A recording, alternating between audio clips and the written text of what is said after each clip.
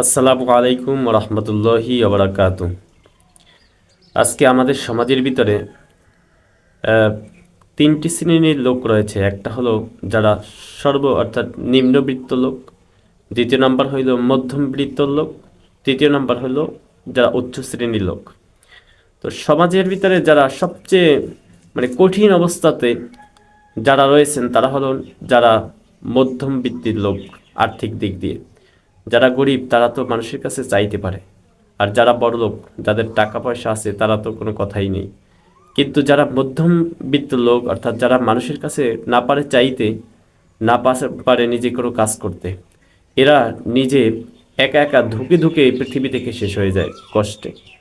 সুতরাং তারা মানুষের কাছে লজ্জায় মানুষের কাছে হাত পাততে পারে না। আবার নিজে দেখা যায় সপ্তাহে মাসিক যে বাজার করা লাগে সেই বাজারগুলোও ঠিকমতো গুছিয়ে আনতে পারে না।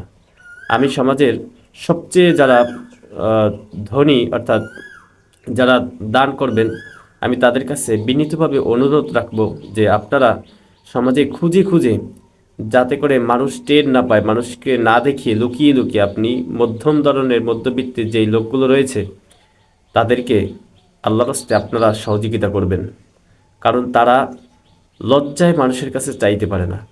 আপনি যদি এভাবে তাদেরকে সহযোগিতা করেন তাহলে আল্লাহ তো গোপনের বিষয়ে সব কিছু জানেন এবং দেখেন, সুতরাং আপনাকে আপনার সম্পদ আরও বৃদ্ধি করে দেবে।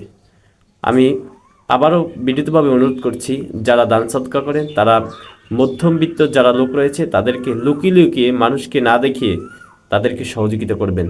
এবং রাষ্ট্রীয়ভাবে যেই সম্পদ যেটা আহ, মানুষের মাঝে বিতরণ করা হয়, আপনারাও মানুষকে দেখাবার জন্য না দেখিয়ে আপনারা মধ্যবিত্ত লোক এদেরকে খুঁজে খুঁজে গোপনে আপনারাও তাদেরকে সহযোগিতা করেন। আমরা সকলেই তাদেরকে সহযোগিতা করব। আল্লাহ তাআলা যেন আমাদেরকে তৌফিক দান করেন।